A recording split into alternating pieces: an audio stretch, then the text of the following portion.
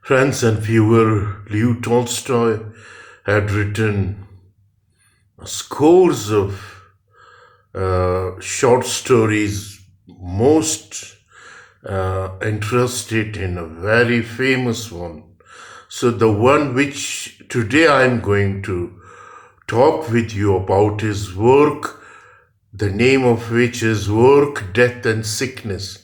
It's a legend written in 1903 by Leo Tolstoy. This is a legend current among the South American Indians. God say they at first, according to them, God say they at first made man so that they had no need to work. They needed neither houses nor clothes nor food. And they all lived till they were 100 and did not know what illness was. When after some time God looked to see how people were living, he saw that instead of being happy in their life, they had quarreled with one another, and each caring for himself had brought matter to such a pass that far from enjoying life, they cursed it. Then God said to himself, this comes of their living separately, each for himself. And to change this state of thing, God so arranged matter that it becomes impossible for people to live without working. To avoid suffering from cold and hunger, they were now obliged to build dwellings and to dig the ground and to grow and gather fruits and grains. Work will bring them together, thought God.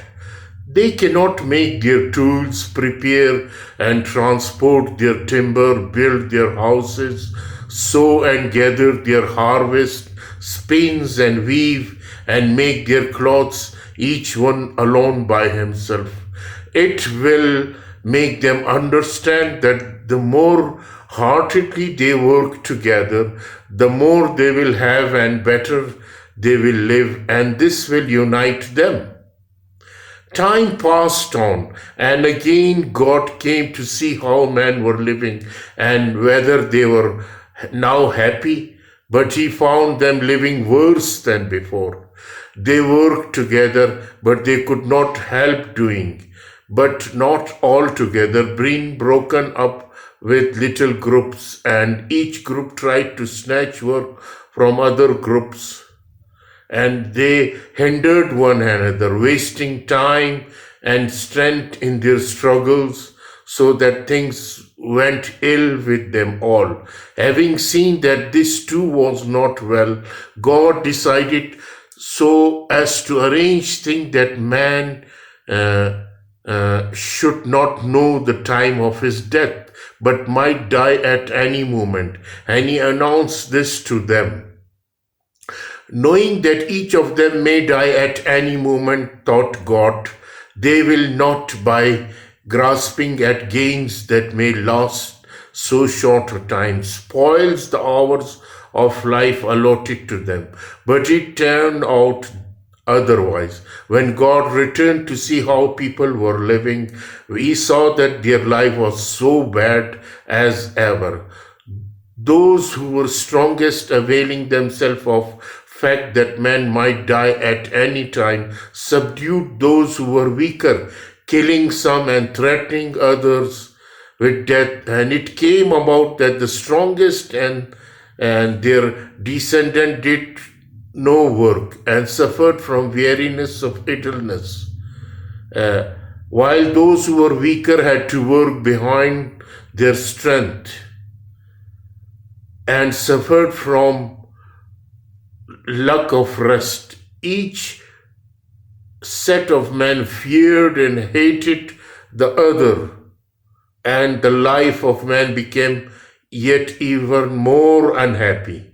Having seen all this, God, to mend matter, decided to make use of one last means. He set all kinds of sickness among them. God thought that when all men were exposed to sickness, they would understand that those who are well should have pity on those who are sick, and should help them, that when they themselves fall ill, those who are well might in turn help them. And again God went away, but when he came back to see how men lived now that they were subject to sickness, he saw that their life was worse even before. The very sickness that in God's purpose should have united man had divided them more than ever. Those men who were strong enough to make other work forced them also to wait on them in times of sickness, but they did not in their turn look after other who were ill, and those who were forced to work for other and to look after them even sick were so worn with work that they had no time to look after their own sick, but left them without attendance, that the sight of sick folk might not disturb the pleasure of the wealthy. Houses were arranged in which those poor people suffered and died, far from those whose sympathy might have cheered them, and in arms of hired people who nursed them without compassion or even with disgust. Moreover, people considered many of the illness infectious, and fearing to catch them, not only avoided to the sick, but even separated themselves from those who attended the sick.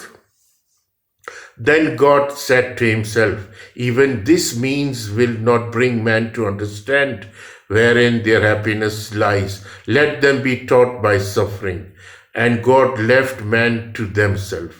And to left themselves, man lived long before they understood that they all ought to and might be happy. Only in the very latest time have a few of them begun to understand that work ought not to be bugbear to some and like galley slavery for other, but should be a common and happy occupation.